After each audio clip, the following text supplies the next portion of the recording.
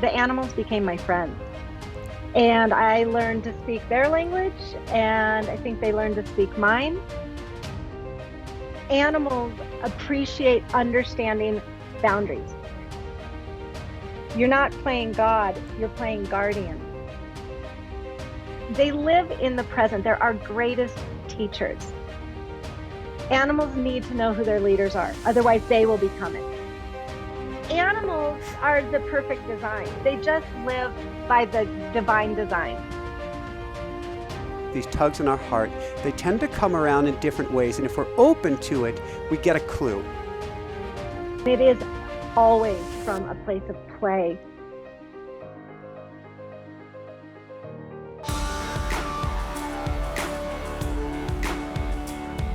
Hi everyone, welcome back. I'm Michael Sandler, your host on Inspire Nation.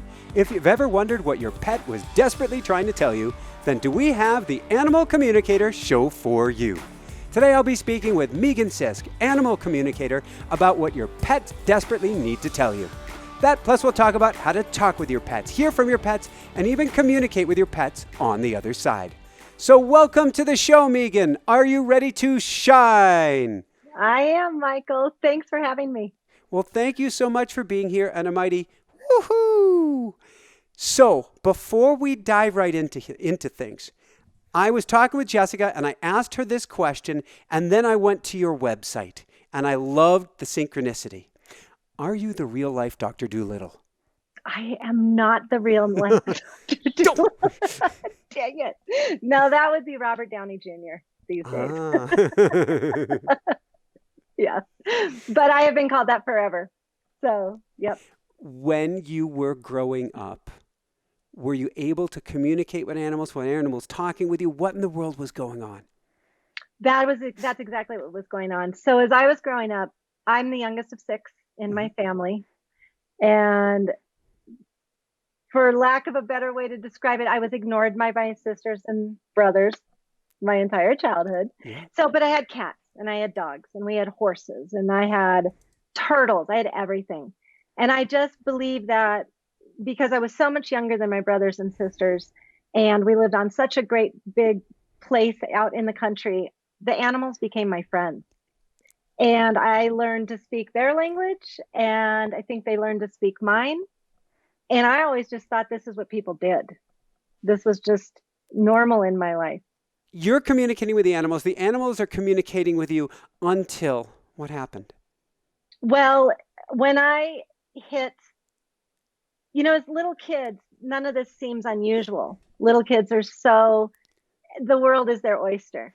And as we get older, I think that our shadows come in or we're taught by society what's good and what isn't good.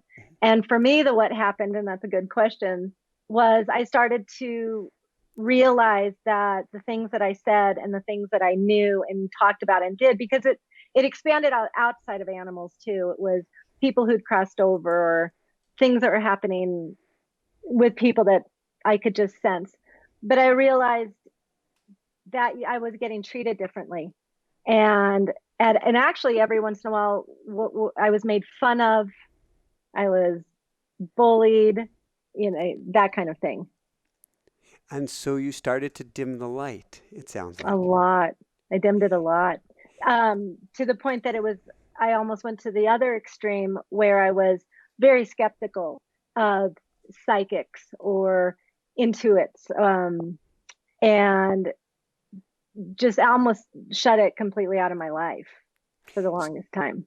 What's interesting is I find that these pulls, these tugs in our heart, they tend to come around in different ways. And if we're open to it, we get a clue. And in your case, you were still drawn to work with animals. In fact, I think you wanted to become a veterinarian.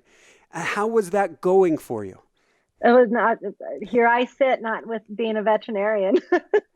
The first day that I was in a lab class for animals and we were supposed to dissect. Oh no, like the frogs. It was a cat. Oh no. Yeah, been there. Yeah, right. And that, yeah, in that place, it was certainly not for me. Although I consider myself a lifetime learner, I live and breathe to take classes and learn more and more. I just didn't have that makeup in my brain to do that kind of work. It was always called to do this kind of work.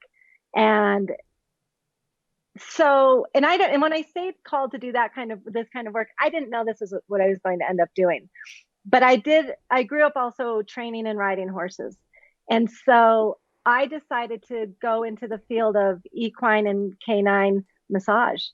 And I thought, well, this is how I'll get, my love of animals as part of my career. And all anybody ever wanted me to do was talk to their animals. So that's what I do.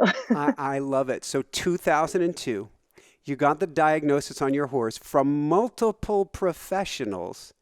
And I think this is when you broke. This is when you cracked. What happened? I was told I had a young Morgan horse who was injured, or I thought she was injured. And I was basically told that her lameness was basically, I was told to give her back to the people that I had bought her from, even told that I probably would have to put her down. And it just didn't settle with me. And this journey of energy medicine came in, and chakra therapy, and working with her inner energy body to heal her outward energy body. And this horse taught me that if it's possible, that all things are possible. And through her communicating with me, I've always talked about her as my greatest teacher, because everything was possible for her. So that's what happened. And she went on to have a great career. I jumped her and we showed, and it was wonderful. Awesome, awesome. And so we may double back around to her.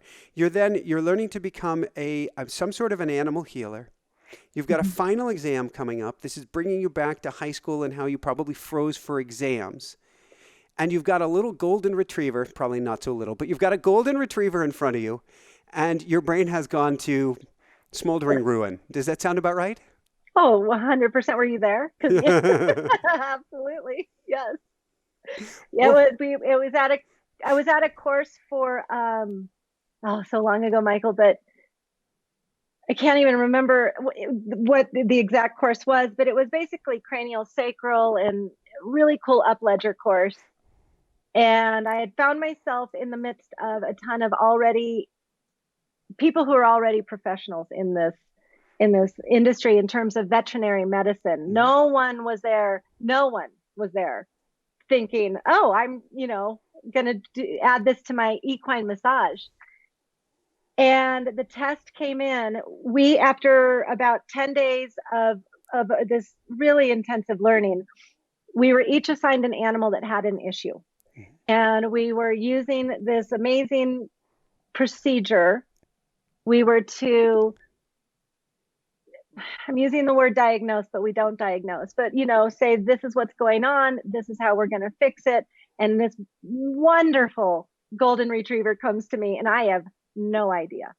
I am, like you said, I'm blank. They're testing us. It's a major certification.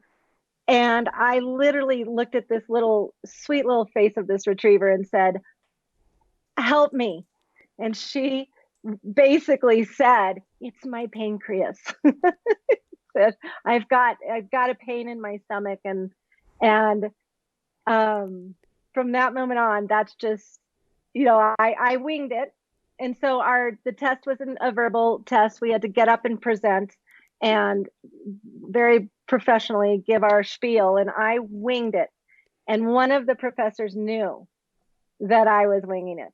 And so afterwards, she pulled me aside and said, you are an animal communicator, and this is what you really should be doing with your life. And it was almost like being given permission to step out of what I was trying to be in, right? Medical realm, serious, logical, and be able to embrace who I really was. Awesome, awesome, awesome. So we're going to talk about even if people, I'm curious, and then I really want to dive into it. Can anybody learn how to communicate with animals? Absolutely. This is how I tell people. This is what I've always said, because I actually do have a course that I teach people, intuition and energy medicine. I've always likened it to being able to play a piano. Most people I know took piano lessons or some kind of violin, right? 7 years. Violin was before that. I wish I had stayed with the violin, but that's exactly. It's probably why you're so creative. See, look, I'm going to go down rabbit holes with you. But so just like you were taught to play a piano, I can tell we're very good at it. You have a musical ear.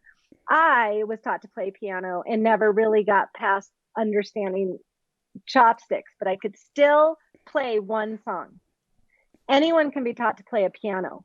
So, but some people can sit down at a piano and just play. That's the range I see with intuition. Some people just have it and some people can be taught it. Mm-hmm. But yes, I believe everyone can be taught how to do this. Excellent. So I want to dive from there. I want to dive to, let's get to the heart of the matter. We're just going to dive in because we're going to play today. I want to know, I wanted your story to share with people. I want to dive into what are the key things pets want us to know or animals want us to know. And then I want us to talk with our animals, both here and on the other side. So if we go to pets or animals in general, putting you on the spot, what's the number one thing, Megan, that they need us to know? That is putting me on the spot, Michael. But if I had to, so right away, the first word that comes up, because this is going to be a million. It's if I could ask Billy the bulldog and Daisy the cat, and they're each going to come up with a specific thing. But if I had to narrow it down, it would be boundaries. I really believe that animals appreciate understanding boundaries. And oftentimes when I'm being called, it's usually behavior issues. Illness is a big one. I get called for a lot of illness. I get called for, is it time to cross over? But the priority that I get is behavior issues. And it usually comes down to animals need to know who their leaders are. Otherwise, they will become it. That's how the animal kingdom is set up, is all leadership and alpha. And when we welcome animals into our homes, they're looking for the pack leader, unless you're a cat. Sorry, I have a cat in the room, and she's rolling her eyes at me. Cats will be different. But for the most part, horses, our dogs, sticking with the more normal of our animal pets roosters. In the world. They're roosters. Well, we're going to talk about Ruru because I bet he would be a little bit like, okay, I'll be the boss. And that's the thing. Who's the boss? Who's the boss is going to be what animals. I don't know, Michael. There's a rooster in a Tesla right now. I'm not sure you're the boss. Some truth to that. But he doesn't have the key, Megan. Do you need a key for it as it goes by? No, this is true. If he had my cell phone, he can go driving. He would go driving, and I think Ruru would try. So that to me, without that is what comes up right away is who's the boss, because they need a boss and they want a boss. It's a lot like our children. It's like a lot like us. I think that we function better when we know what having boundaries and knowing what other people's boundaries are, but also knowing who the leader is. It's a safety thing. It's a stability thing. It's how we fit in our families. It's where we know we belong. Oftentimes when I work with people that are very soft-hearted, which I love, and most of us that are pet owners are, but I often have to tell pet owners, you need to have a stronger countenance. You need to get in there and have some boundaries. There's a 1950s song, and I know it because I know of the song more recently because we're finding what Ruru's musical tastes are, and we've just recently found that going from 40s to 60s is what keeps him in his sweet spot, but actually big band, we learned. If we just put on big band music today, that is his favorite, and you don't need words, and he stays calm. But there's a 1950 song, I think it is, Leader of the Pack, and that's what you're talking about. If there's no designated leader in the pack, everybody is unstable. That's exactly right. That should be our music that we're piping in for this call is Leader of the Pack. That is exactly right, and that's why there's a song all the way from the 1950s that we're talking about in 2021, because it still matters. That is exactly right.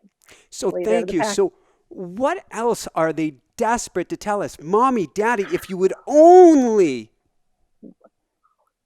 Okay, so we're going to get food coming up right away. Animals, most of them, as we know, we've talked a little bit about this, with Ruru, they like us to know what they'd like to be fed, you know? And again, likening it often to how we encounter children running amok. Animals, oh, there's so much that now starts to come in.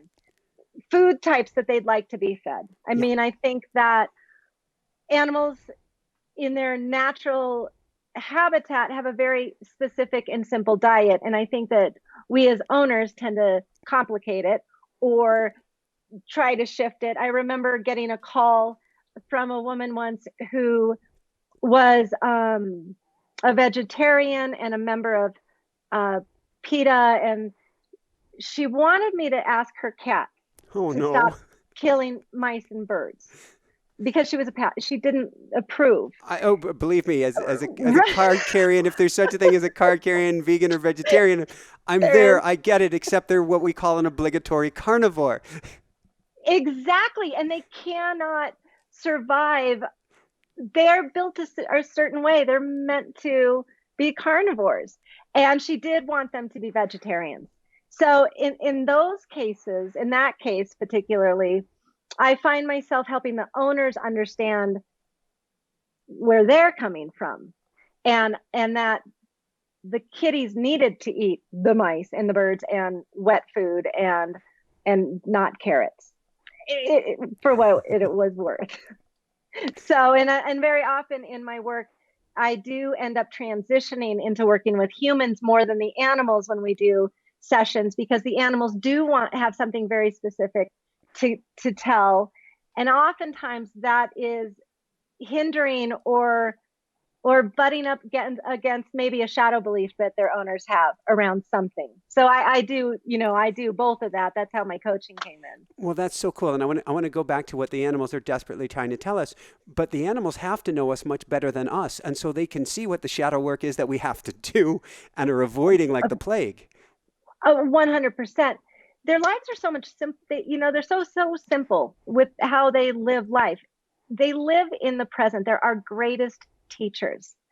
When I help people with animals close to crossing over, one of the biggest conversations that come up is that the beauty of our animals is that they have today. It's right now. And I believe that that is why we don't see a lot of suffering, mental anguish, not a lot of storytelling in the animal world. They keep life very simple. When we get there, and I want to plug into to Pumpkin, who is my coyote, our coyote. She was a coyote mix we had I first wrote that dude. Okay, that's so great. for Sorry. 17 years. Oh, we could go there now, but I really want to know other things that because you said stuff is coming through. But on her second to last day of existence, she wanted to go out. We ended up at a concert, just random coincidence, I put that in quotes, in Boulder, where the song, she went up and tried to go to the stage and they're singing Don't Worry, Be Happy. And then on the last day of her existence, the next day, she, on a walk, because she knew she was dying. She knew this was it, her last day here. And she saw crickets hopping around and she was mimicking. She wasn't trying to eat the crickets. She was mimicking the crickets as if to say, have fun, Daddy. Life is about joy. Look, even I know you know this is my last day here. We can see that the tumor is exposed. I'm out of here. I'm checking out tonight. But I can still be in the play and pure joy of all of it. Oh, that's the beauty of it. Yeah. That's the beauty of it. They don't attach to what about Christmas or what about the hikes this summer. They're in this moment and it is always from a place of play. I love the word play. And one of the one of the things that I witnessed that I don't have an answer for, but when I'm helping people when they get to this moment that Pumpkin was at, if I had a penny for everyone that calls and says they're playing, the day comes and they've made the decision and they're letting them go, and all of a sudden they call and they say, but Megan, my kitty who has not played with their toy, or Pumpkin is acting like a cricket.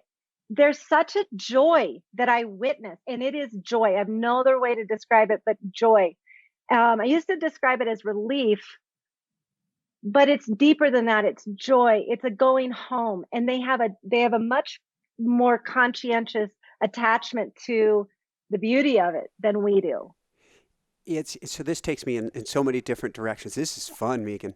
We've had on a gentleman from Buffalo. I'm going to forget his name at the moment, but he runs a hospice care center there, and he was talking about what our loved ones see before they cross over. And that all of a sudden they see all their loved ones around them and they have all these similar situations. And then what you're describing is, and my grandmother experiences too, days after being taken off of the feeding tube, the burst. And the burst is where they're fully plugged in. They're already on the other side, man. They're in the pure joy. They may be wanting to share it with us. It doesn't mean that all of a sudden, wait, let's do all this medical treatment on them. It means they're home. They're home. When my mother passed almost 3 years ago, when she had this most beautiful expression on her face and this lightness to her being. And in that moment, I know that she was in the presence of being home. Our dog Sawa, the other one we'll have you connect Sour. with in a few minutes. Sawa, for her last few months, and I know there's no such thing as doing anything wrong. We did nothing wrong. We were following vet's orders, but we were holding on very tight. And she would go in the kitchen and she would stare into the corner in the cabinets and just stare because she was already half over on the other side. We were the ones that needed to let go. We're going to cry again. I She already know. knew it, but she was there. So it wasn't that she was zoning out. She's already on the other side. Absolutely. And they wait so patiently for us to be ready for them. Incidentally, and I had a call this morning with a woman who is very, her girl is very close, and her girl told me that the next call will be our last call that we have together, and that I'm just pulling my notes as I Yeah. because this one of the things we talked about is it's such an unnatural space for us to be in, to have to choose or make the decision for these animals. And we do it because we've taken such good care of them. Out in the wild, if they were wild, nature would take care of this choice for them. Yeah. But we take on an almost, like I said, unnatural position of having to say, this is it. And her dog, and I said, it's like playing God. I know I'm going to lose. I'm not going to have it in front of me. And she said, you're not playing God, you're playing guardian. Oh, I love it. We were in the summer before Pumpkin passed away. We were on a book tour. I think it was June, July. We're in, I think it was Burlington, Vermont. We're staying at like in a Motel 6. And a Tibetan woman comes up to us. She was the amazing cleaning woman there. And Pumpkin was actually doing well at this point. She had terminal cancer for just about 10 years. And so she was Wow. just miracle dog. And and this was a time when Pumpkin was doing well, and she came up, this Tibetan woman came up to me and said, your dog is going to transition soon. And when she does, promise me you will let her go naturally. It was like a request from Pumpkin. Wow. It was Oh, Ooga for Booga sure. land. And we did just that. Pumpkin had the day with the crickets. And then we stayed outside with her because she would whimper inside. She would be comfortable laying on the earth. There's a whole grounding thing to that. Oh, yeah. And we stayed with her until, of course, she waited until I finally dozed off somewhere between 4 and 5 in the morning. And then she was, Wow. but That's remarkable. she spoke through that Tibetan woman Oh, and yes. said, here's what I need. Absolutely. And that's so to your question, Michael, what do they need? What do pets want us? What do they need us to know? It's the $1 million question because Pumpkin needed you to hear that. So she found the Tibetan woman. Whereas, um, well, Sawa needed a different assistance on her way out, Yeah. correct? Oh, Yeah, yeah. she needed help. That was traumatic and dramatic and every It was. manic under the sun. I had a an ayahuasca ceremony a year or two after she passed, and we found that her spirit was either attached or stuck or something right by my side because I had had such a grip. So she went naturally, but not. And it was just a well, let's look at the positive. The cool thing is the day before she passed, her burst was we took her to a corn maze in New Jersey, and she led us through the corn maze and said, "Here's," and she was my service dog. She's like, "This is the turn you want. This is the turn you want," and she did every. She got us through perfectly with not a single dead end in this giant corn maze, and then she got to go for a ride, a hay ride with all the kids. We're all totally loving her up. And then the next day, she had just this massive fever. And here I am trying to cool her down, trying to keep the temperature right. And it was, I couldn't let her go. And yeah, I don't even know where to go with that one. That's the whole guardian piece of being able to. Being able to, and we do, we take this on, we take it really seriously. I was, that's what this little, that's why I'm looking at my notes on this again. Because one of our discussions we had with this little girl was, will she be able to pass naturally? And this little girl was like, it's okay to call a vet. And I mean, I kind of Thank laughed at, you. yeah, and because she really, and she said, the suffering that you're feeling isn't mine, it's yours. And, because we wait, are they suffering? Are they, and this is a big statement to make because we can go into a lot of rabbit holes with this, but for the most part, animals don't suffer, in the spiritual plane. Well, We from do. from a spiritual perspective, the expression is, and I think this comes from Buddhism, which is pain is required. There'll be pain in life. Suffering is optional. That's attachment. It's attachment. It's story. Suffering is story. And they don't create story. I studied with Martha Beck for the past couple of years. I've been studying with Martha Beck. She's a life coach Yeah. and amazing. And on one of she was speaking at one point about they had done research on animals and what we're talking about, an emotional connection and the suffering in animals. And that one thing that they don't see with animals is animals can experience all the things we're talking about, joy and happiness and sadness, but they don't commit suicide. So they actually did a research on why not. And they concluded after, however long, it's because animals don't create story. They don't create story. So they also don't create story about whether they're here or not here. Because the thing I've learned with animals is that their realm is so much bigger than ours. They see so much more than we do. They see the other beings. They already communicate with us. So when people say, can we learn to communicate with animals? They're already, yes, they're teaching us. They, if we just get quiet, and this segues into the things we might be talking about, when we get quiet, we realize we're being communicated with all the time. They are always letting us know what they need. It's us learning how to hear them. I love that. I know recently I went on a hike. Well, I did a coaching session. I usually do my coaching sessions walking and with Ruru in my arms. And I did one without Ruru in my arms because I was going to do a clearing technique where I wanted to use one of my hands and pass it over my meridians and do some interesting things. And so I left him behind. And I came home and Ruru, he was Was pouting.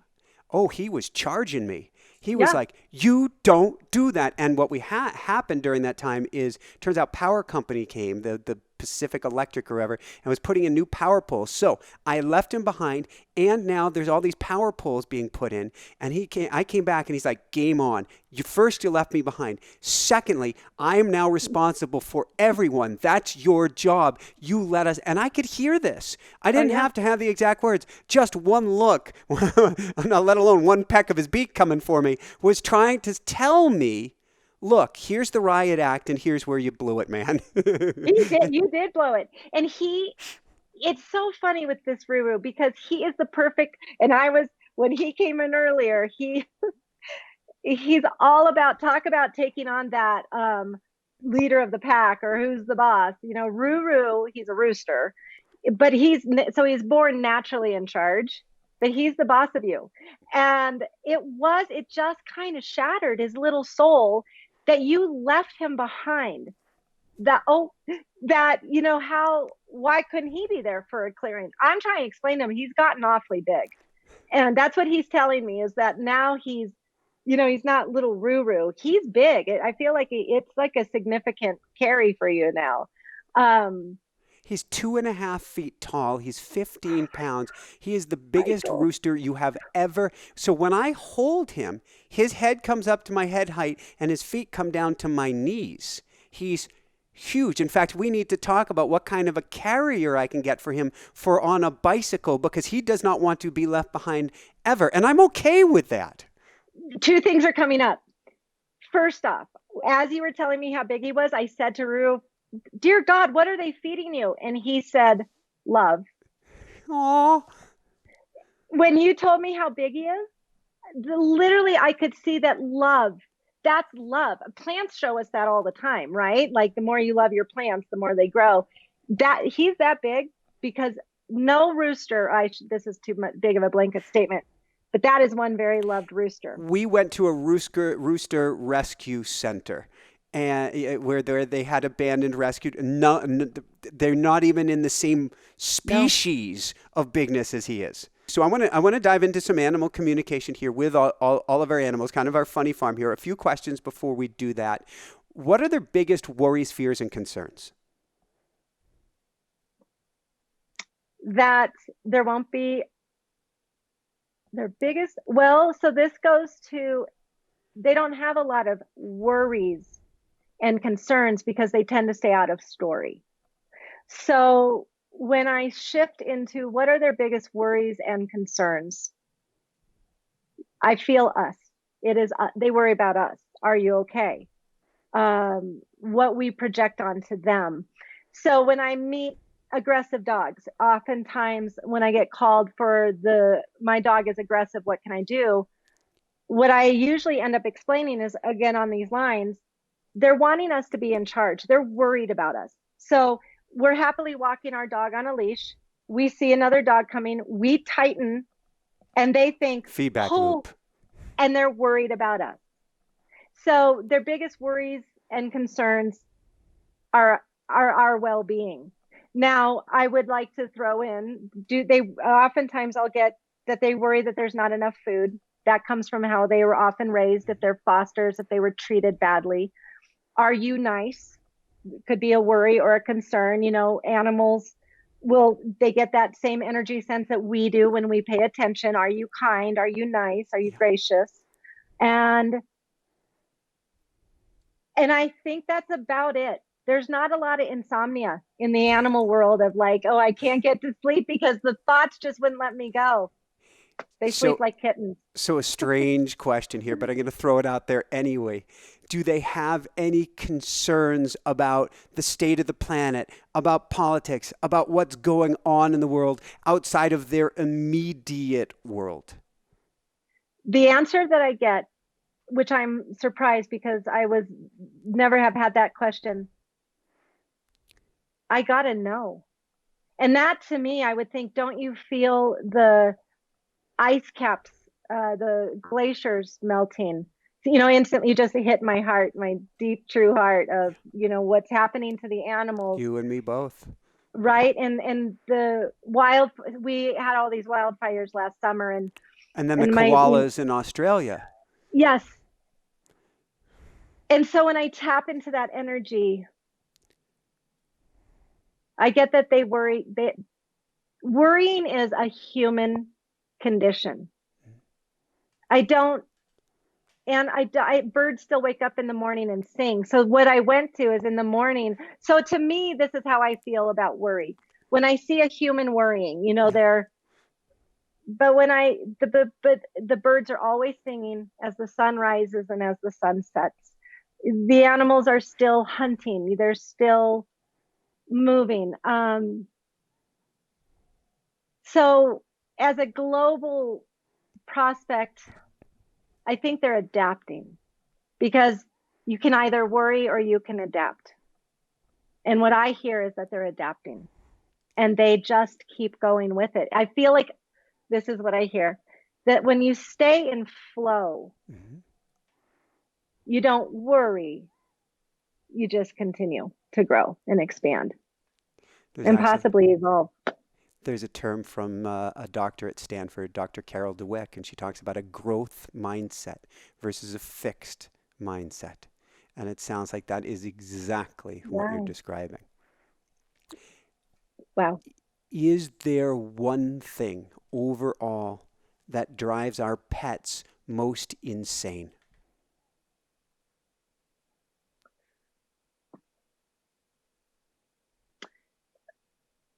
How will I put this into words? What drives them crazy, most insane, is our lack of leadership, our insecurities around, oh,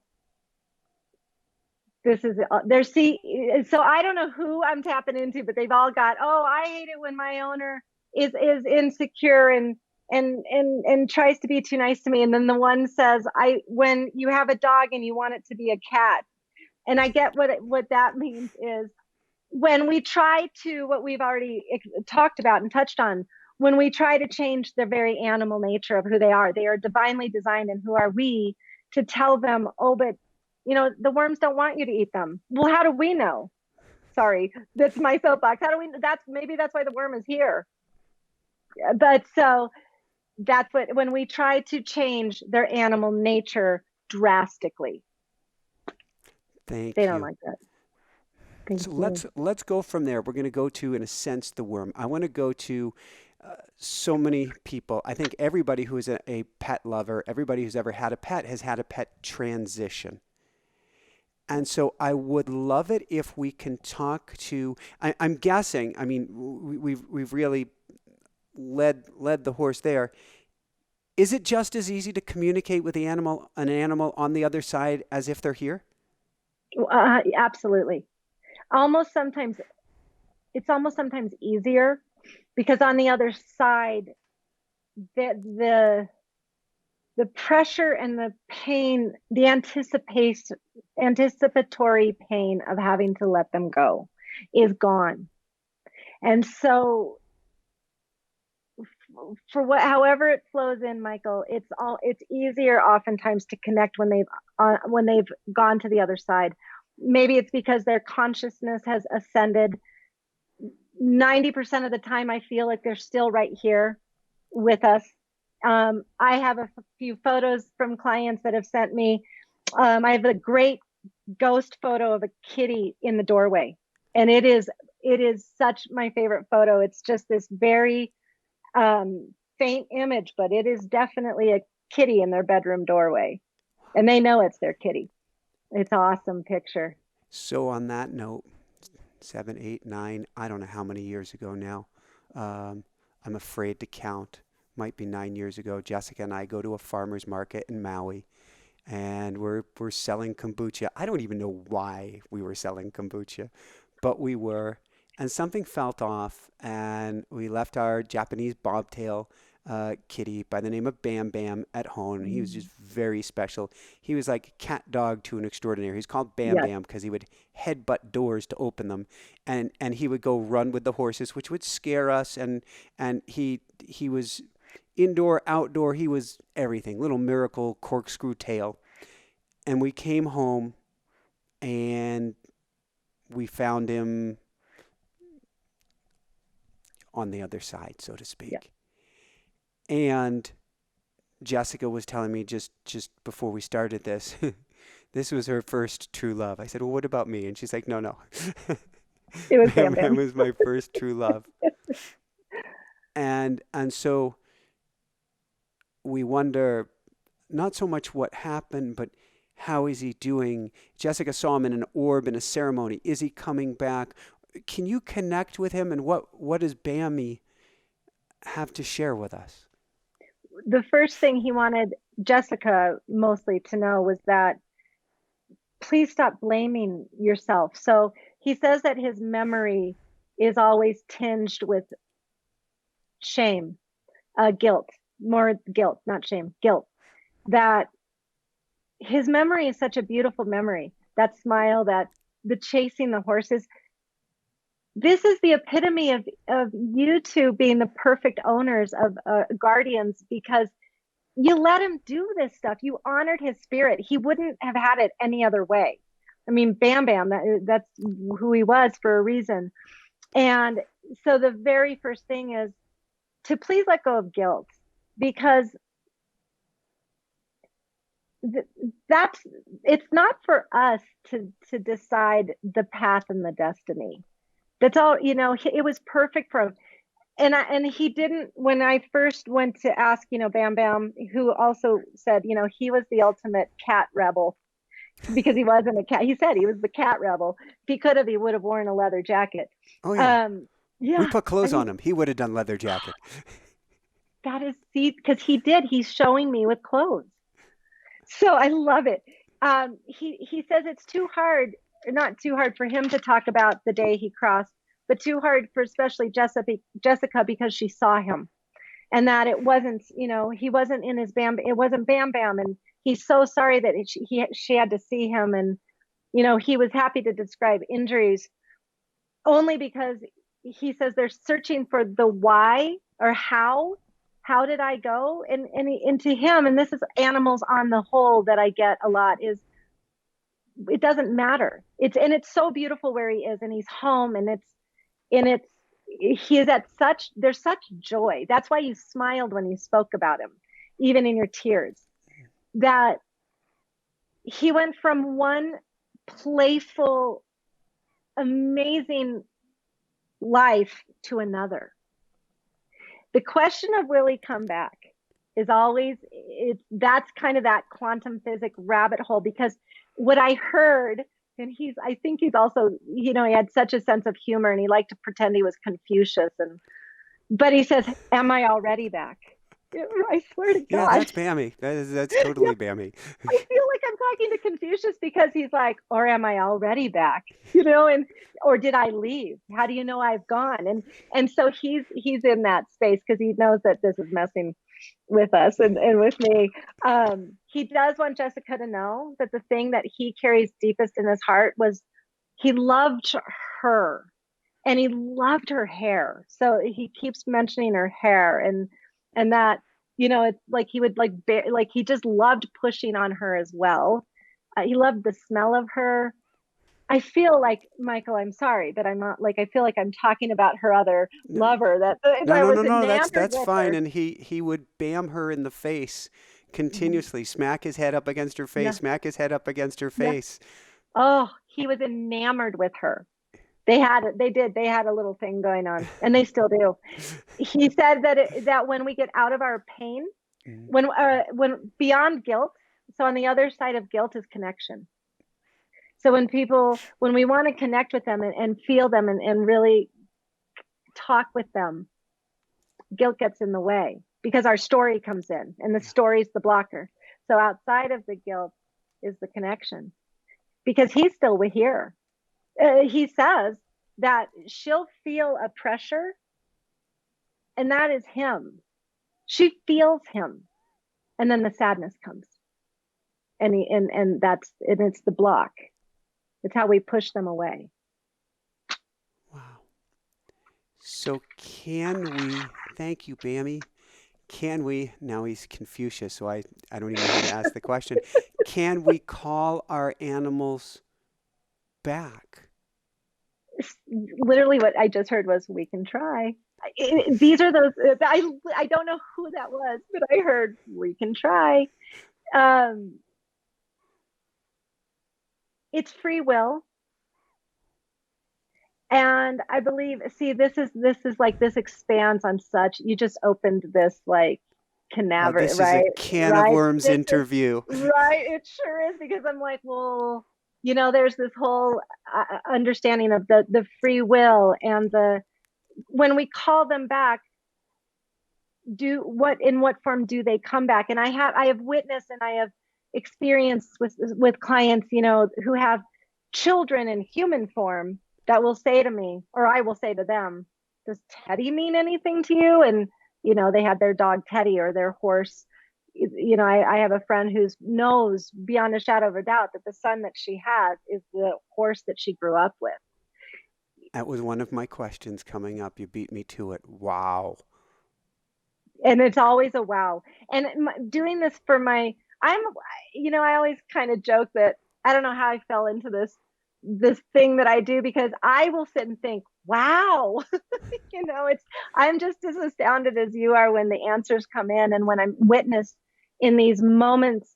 And it's the owners who always confirm this because when you're with someone that already knows, Mhm. and that's the thing that I tell so many people, Michael, is that when somebody calls me, when I have sessions with people, 99.9% of the time, I am relaying information they already knew. I am just the confirmer of information. You already know all this about Pumpkin and Sawa and Ruru and Bam Bam. Everything that I've ever told you or Jessica about any of the animals, you two already knew. And and you're also extremely gifted, the two of you as well. Thank you. All right, we'll go with a few questions on pumpkin and sour. We'll drive into and I love how that you're bringing it home for everybody because that's so important here. Pumpkin and Sour crossed over about a year apart. Sour had 1 year after Pumpkin to kind of explore her own personality because Pumpkin held Coyote versus a Brittany held big space and they were together for at least 15 years of their lives together. What do they want to share? And I would think Pumpkin was another dear loves of Jessica because the minute that Jessica showed up, Pumpkin went from being by my side to never again and right by Jessica's. Okay, so communicating today with both Pumpkin and Sawa. Number one, I knew I was speaking with siblings, but they were like twin flames siblings. Although they drove each other a little crazy, they had their own quirks with each other. What I loved is, when I started the reading, Pumpkin kept telling me she was wild. I'm the wild one. And I was going to say to you, I think Pumpkin was feral. And then you told me she was a coyote. She And I was was a like, of rescued course. coyote off of the Navajo reservation, and she was so So cool. wild that in her last year, we went for a Mhm. hike outside of Encar in Boulder, just this trail for people who are familiar with Boulder, and there's these steep drop-offs on it. And she had less than a year to live. It was her last year, and she launched off of this thing and flew 7, 8, maybe 10 feet through the air. Didn't stick the landing. Didn't even give a damn if she was going to stick the landing because she just wanted to fly.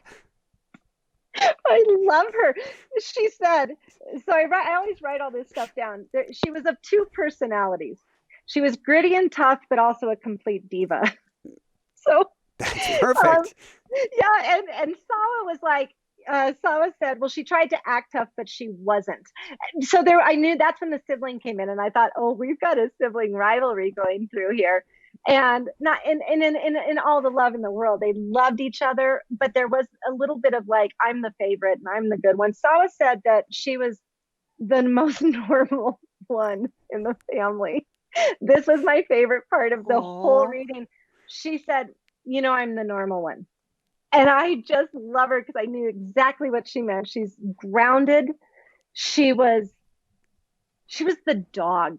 Like she was the dog. And The she did the dog things. the backstory is for a year of Sawa's life, maybe two. No, it may have been 2 years of her life. Um, I had three coyotes. Two went with the ex-girlfriend. Pumpkin stayed with me, so it was three coyotes and Sawa. That's why. That's why, because she's like, I'm the dog, and that's like the best thing to be. She did dog things where the coyotes were wild and feral. And that pumpkin, pumpkin was just your heart. Jessica came in to your world, and pumpkin was so grateful. I don't know why I'm laughing, because there's something there about that, and just the sensitivity of Jessica's nature, and it just made Pumpkin want to just envelop her and just own, like, keep her for her own. And I will say that the message that came from Sawa was that she was very sad to leave the family. That was, of all of them, she really loved this family dynamic and felt that she was the glue of this family, and was really sad she misses her. This is what, and I don't get this message very often, Michael, but she really misses her dog body. She really loved it. For whatever that's worth, and for whatever that means, she just loved her dog body. So you got to ask then, Megan. I know there's free will. She loved her dog body. She misses us very much. Is there a way that we can lay out a path to help call her back in? And this is where, look at me, itch my ear. So that always happens when I'm getting the downloads. What I feel about that is that that's already in destiny. I get that's already in transit. And you know what I'm talking about, because I feel that she's always been trying to come back to you too, as, the human, as the parents, and bringing that beauty of parenthood to both of you. And that's the path I feel that she is creating back to you too. That was big one. That was a big one. Ironically, I don't even feel asking the question about Pumpkin, because why I want Pumpkin to come back. I feel like she's singing "Born Free." Well, and actually, you know what I thought you were just about to say? Boring. Because her life here was, it was so perfect and interesting. That was the two personalities, wild and then domesticated. And there's no way, when I ask that of Pumpkin, not what she says to me is not a chance, because what she's experiencing now is ultimate freedom. Mm-hmm. and mastery, but that's what comes through. Wow. So let's go from there. And thank you, and thank you, Pumpkin and Sawa. And we can't wait to see Sawa back. Oh, we were calling in the dog this year when Ruru appeared, and that's good for now. Not meaning that I would ever. I know. But we're full. You are full. At least I believe we are full. Just when we think we've had it too much on the plate, okay, right? Yep. And Jessica was stopping by before COVID got going here again in California. She was stopping by the rescue center to see if Pumpkin would show up, because of that strong connection that they have. And I'm going, oh no, I don't want to go in. I do not. Don't go in. Pumpkin is she loves the spirit.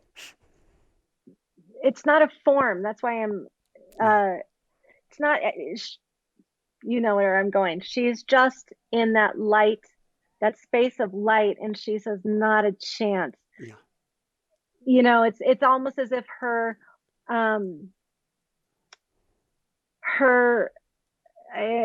so see, this is where it gets hard to communicate it. But like her karma is complete, is what she is saying. Her karma is complete. And she's so grateful that the two of you helped her complete her karma, because you did. Wow. That's huge. Yeah. She found the part of her that could share, that could love and allow herself to be loved. And that's when her karma was complete. Bringing that back to kind of full circle for animal communication and what people can do, it's a big lofty goal, and I don't even know how we would even think about doing it. But it sounds like it would be on some level great if we can think of our pet's path and how we can help them to um, have the same journey that Pumpkin had. I think it's a shared journey because I often believe that they've come to help us complete our karma. I think that oftentimes animals are our teachers of love and unconditional love and self-worth and self-esteem. And they live such a simple, when I say simple, they live such a genuine Mhm. existence. And I think that they've often come to us to help us complete that karmic. If we could just emulate our animals, life, I always think I Ooh. actually have a puppy now, and I watch her play, and I think I need a little of that. And I don't mean the energy, I mean the fun. I mean the play. Because I often realize I forget to play in life. I know I need a little Michael play. And I if am we could just, dog. you are dog. I love it. It's why everyone loves you. It is why everyone is attracted to you. And because that is the energy we want to generate. And so I believe it's a two-way street where if we could emulate what they've come to give, boy, would we live a rich life. And then in the space of taking in a soul like Pumpkin, who perhaps wouldn't have experienced any kind of love and just fear in this life, what you did is you took away fear. And so if that was the last little piece of her puzzle was to overcome fear, you did that. So it's a two-way street, I Wow. believe. So let's go from there real briefly to Ruru in the kitties. And where are they at individually and Oh, as a collective gang? well, and you have a gang, and now you have a gang leader who struts around. And if you do make him a harness, it's going to have to be leather. I mean, and we keep, I mean, so we've got Love Bug, right, who Mhm. was sick, right, Yep. and who is better now. Yep. Tell me their names again, really quick. We've got the love bug. We've got Lumi, also known as That's right. Yep, Lumiere, yep, yeah, yeah, right, of course. the And reformed gang member, and we have Sir Meowsers, that's right. So, who we are hoping has many years left as well. yeah, We don't know his age, but he's up he's there. yeah, Well, he's got Sir in front of his name. I instantly saw Sean Connery yeah, that would because, work. yeah, because he tells me he's just beautiful, and I know we've done these our readings with them before, but your little gang is finally starting to feel settled.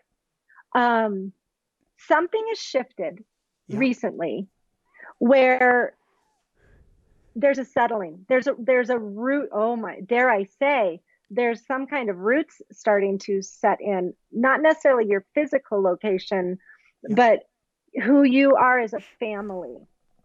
Ruru now knows that, well, I think he always knew, but I think that everybody else knows Ruru is not going anywhere. So the reason I'm laughing is because, for three, I was going to say spoiled kitties, very, to bring in a rooster was a lot to ask. It was a big ask. And they've all started now, we went from like holy, Yep. yep, to all their love bug, I think it is. Oh, I do think it is love bug. Still has a moment of they're all learning to trust each other and interspecies meet and learn each other's language. One of them, I think it's love bug again, is telling me that Ruru is a bully and that don't fall for all this like, oh, Ruru's the greatest. So I think what we've got going on, Michael, is that um, there's a little bit of animosity with the place in the pack, and it's confusing because cats know how to have territory with other cats and even dogs, and but a rooster's a whole new ball of wax. Like his and they're showing me his, oh, now they're showing me his spurs. um he has commandeered your home. And so does he have his own space now? where the kitties get their space and he has his space. At night, the kitties have their space and he That's has his space. Other than that, it's just based on elevation.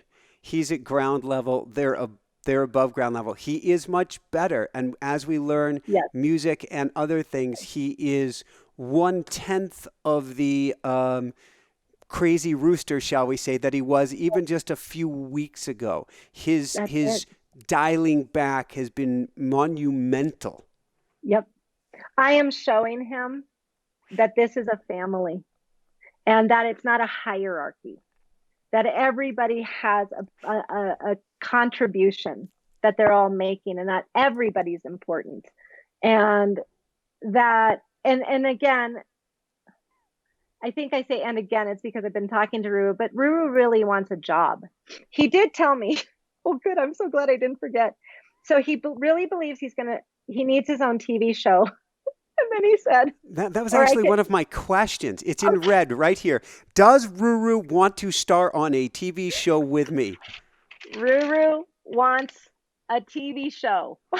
So we had a Hollywood producer meet with us yesterday, and we're going to come up with some sort of a TV show. And Jessica said Ruru needs to be part of it, and I'm like, Oh, I yes. don't know. Sorry. Yes. I see a spread in People magazine. Sorry, I read People magazine. I love it. And Ruru is going to be in it. I know he's going to be in a magazine. I know that he thinks he's going to make you famous, not the other way around. That he's the reason you'll be on the map. And he says the other thing, and I'm just throwing it out there. He said, either I will get a TV show or I get to be mayor, but one or the other, mayor of whatever. Mayor. Yeah, Wow. We did go for a walk last week. I think I may have mentioned to you that we needed to come up with like Ruru business cards because we couldn't make it 50 yards down the trail. We might as well have been, I don't know, red carpet A-listers. We could not get I know. anywhere with He's Ruru. making you famous. He needs like the mayor of Inspire Nation. I mean, he's important. And the story of him is just so perfect of finding this little rooster and now look at him like he is. You've got to make him as part of the show. He is the show. Yeah. All right, Ruru, you win on this one. He We'll wins. figure it out. And that was his big thing. Is that was the big thing. I'm just saying what else because he really thought this whole call was going to be about him. So there was a moment where if he could have had arms, he would have crossed them. And, he's not very good at sharing. And the fact that you two have figured out the music is just, that's what I mean. That's the gift. And that's what I would tell people that are listening and wanting to do this with their own animals. The number one thing you need to know is trust yourself. If you hear he likes big band music, that's intuition. Those are the things. You got to trust yourself and believe it. Jessica just waved a question before me, and I still want to get what the kitties say. And the question was, other than mental pictures, how do we begin to hear them? It depends on your particular gift. So some of us are clairsentient, which means we can feel what others are feeling. Telepathy, just that knowing, clairaudience, you can hear them. And my unique way of communicating, I actually think I communicate the way they do. So for instance, I had a puppy play date with a friend yesterday, and her puppy and my puppy had each other pinned, and she looked at me and she said, "What is he saying about her puppy?" And I said, "I want to bite you." It was literally his voice. "I'm going to bite you." That was clairaudient. I heard him. But oftentimes I will get a flash of a picture, or I'll get a feeling, my chest will be tight, or I'll get a pain in my wrist, and that's the body piece. So I almost feel like I follow clues, like it's a game of Clue. What are the clues? And I believe that what happens is somewhere in our neurological system, we receive information and then we try to interpret it. I communicate from the heart space. Yeah. and then it doesn't matter. So I believe that the brain tries to tell us how we're interpreting it, and I just say, well, go for it, go with it. If you're hearing a voice, if you're seeing a picture, if you're feeling it, or what I believe we all are doing, if you just know. I don't know how, I just know he wants to eat mealy worms. What I saw when that image came through with Ruru, I literally saw him jumping at things that were moving, and they were little and they were brown. It was like watching a movie. Where did that come from for me? I don't know. I just knew. Can we practice? So I've used automatic writing, and now you're challenging me. We have our book, Automatic Writing, coming out here in a few weeks. I use it to communicate with animals on the other side. I Okay. haven't actually tried with doing it here, and now I'm going, well, why not? Why wouldn't you? Right. It's a very key point, and it's something, my guess is that it's a practice. The more you learn to get out of your own way and just allow, well, what I'm hearing is Ruru likes big band. Rather than questioning it, just Right. learning to trust, and then you trust more, and the more you trust, the more you hear, the more you trust, the more you hear. And it becomes this cycle to now you've got this pathway established. 100%. And those stranger or the message, the more you think, no, big band, the more you're on. That's been my experience with this all these years, is that the thing that I think that can't be right is always the bingo. And so I before every session, I sit down, whether I have a photo of the animal or I get to be in person, I start writing. I just start writing. Um, Pumpkin is the wild one with two personalities, gritty and tough, but really a diva. And then I know that Sawa was coming in, and she was saying that she's the most grounded of all your animals. She's the normal one, and she was very sad to leave the family. I just start writing, and I feel like it's just like I'm a scribe for them. I just let them put it down on paper, and then we just go to work. So automatic writing, what a gift. Yes. Thank you, thank you. I can see now already a chapter for the future version of this book that will be, I mean, it's very simple. The technique will work. I can already see it will work, but a chapter on communicating with pets and people's stories in there. So I can already see this coming together. I will dive into automatic writing with all of our animals as well. Is there something that any of them in particular needs to share? And then I have one last question on the love bug in particular. So that is such an interesting thing that just happened. When you asked that, I felt somebody else come in. That's not in our group here today. I just felt a old black lab. I'm just going to throw this out. I have no idea. Who's very worried about his owner Well, and wants his owner to not worry about him. the only black lab in my family, so I had a mix that was a German Shepherd and something else, but I'm not sure if it was black lab. In fact, his name was Toto, and he was the one that I gave up, the only animal I've ever had to give up, and I felt Oh, so sad about that. So it could be Toto, or there was Sawa's love-ish interest. They were buds for years until it was a ex-girlfriend's dog, and he went away. He was Lab and Chow Chow. His name was Maxie Max. Um, Maxie and Max. and Sawa's heart, I don't think ever healed from No. losing Maxie Max. Solid never did heal from losing Maxie Max. Although this is weird. She's telling me that there's a different form of communication, that animals never lose each other. Another rabbit hole we could go down.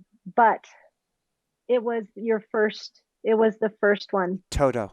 Toto, Oh no, who no, that's why, because the message was, please tell my dad not to worry about me, and that it's all perfect, and that the message coming from Toto was that you were perfect in every even having to let him go was an act of love. got him a farm with all Hmm. these kids. He Yep. seemed depressed when I visited him the one time I did, but I just tried to give him the best home that I could. It was Yeah. too much. He was butting heads with Pumpkin, Yeah. and it was Yep. too much. Two alphas.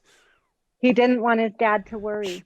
He doesn't want you to ever worry. He wasn't depressed when you came to visit. He didn't want you to think he was having too much fun. You two had a very, do you get what he's getting at? He didn't, Mhm. he really, and I will say, it did make him sad to see you. He loved you so much and he did miss you, but it was an act of love and he was very happy and they took very good care of him. He's crossed on now, Yeah. but they took very, very good care of it. He had fun and he didn't get in very much trouble. He got in trouble. That's Yeah, Toto. he did get picked up by the police a He time or two did. and brought See, home. he did. He got in trouble. So, Yeah. okay, I'm gonna switch and I'm gonna go someplace that I know of. I can't believe I'm gonna go there. So many of us have run into situations where we had to let go of an animal for, in this one, uh, Toto and Mhm. Pumpkin just could not Mhm. coexist.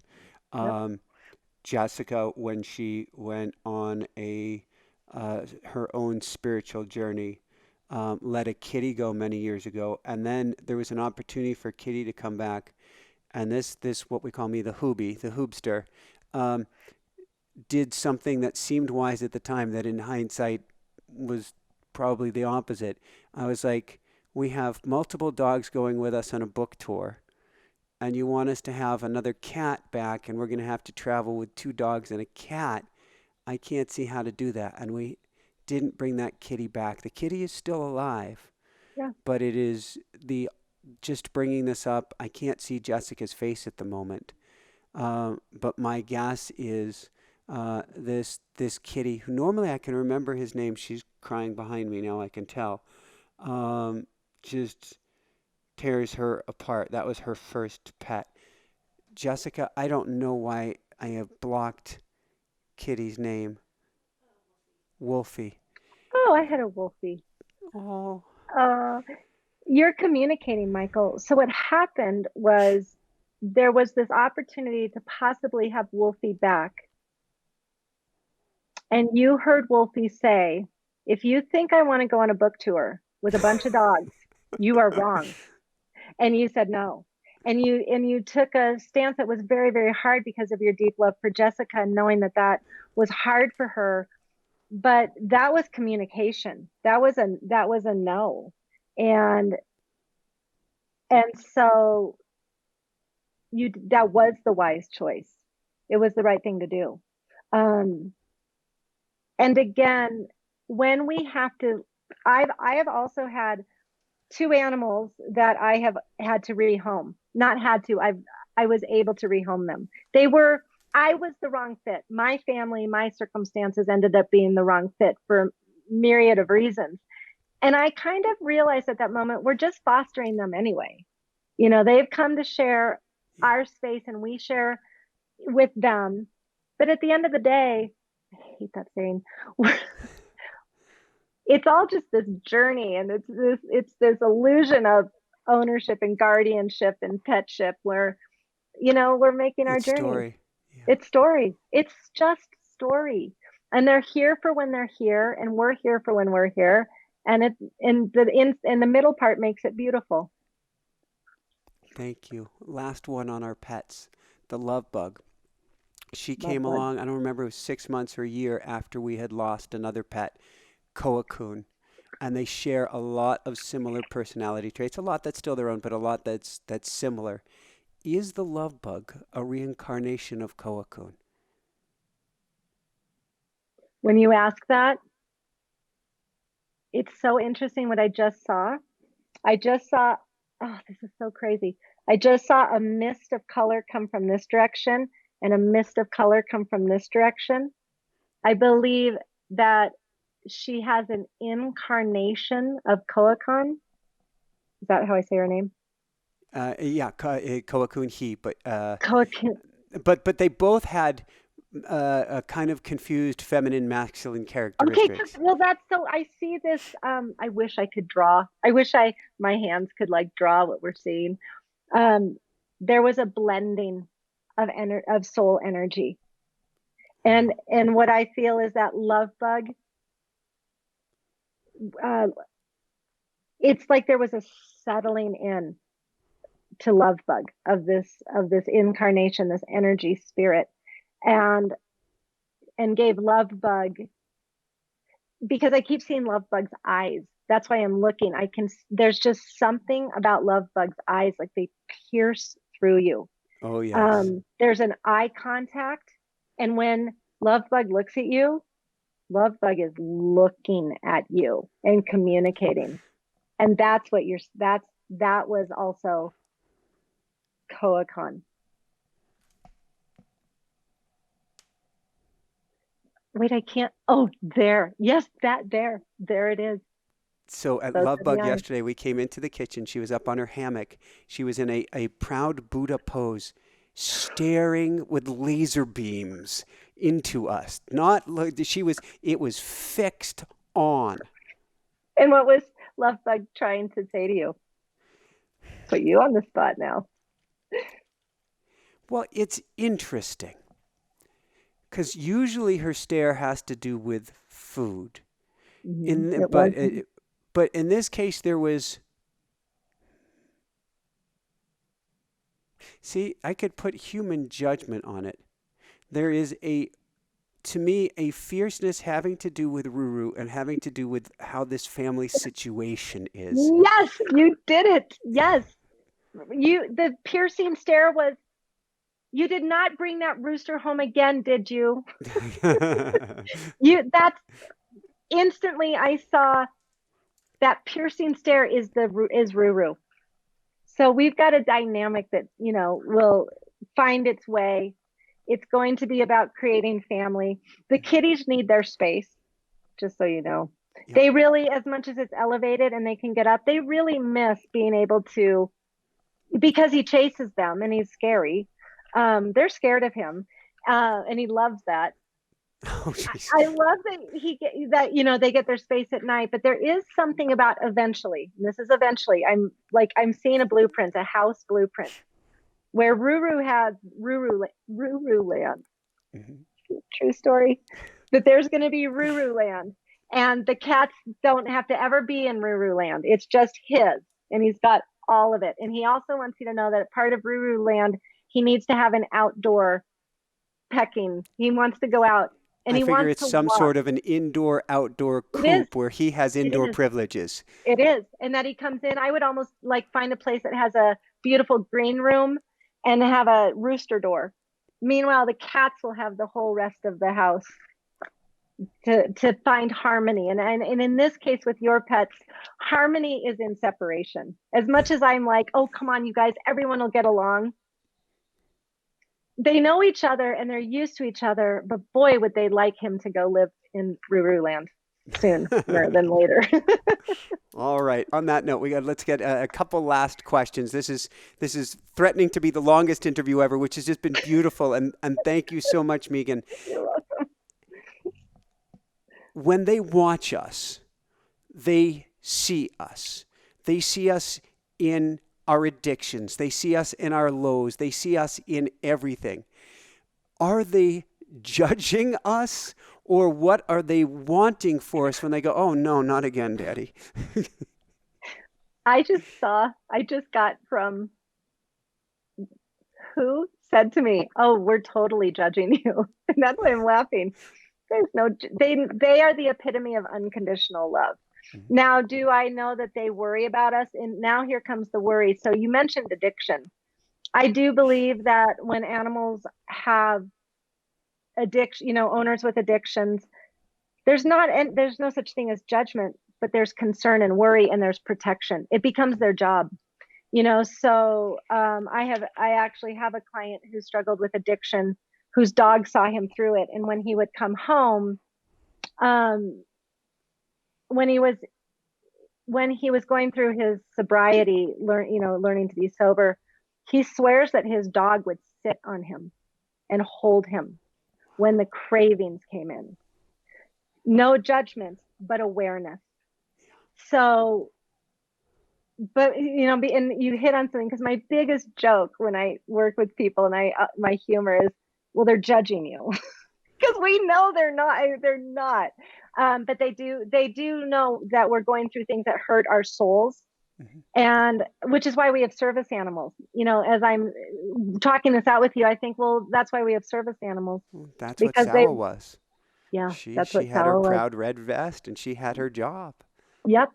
And that's why, without any judgment, it's just unconditional love. Thank you. Last three questions. First off, where can people go to find out more or to book a session? And you're going to be just packed, but to Love find a you. session or to find out more, or you're training this spring, which I think Jessica and I want to do with you as well. I would love to do that. It is officially in the works, and I'm launching it in April. Woohoo! So thank you for asking that. My website is Soul Speak, SOUL speak.biz. Yeah. That's the easiest place to find me.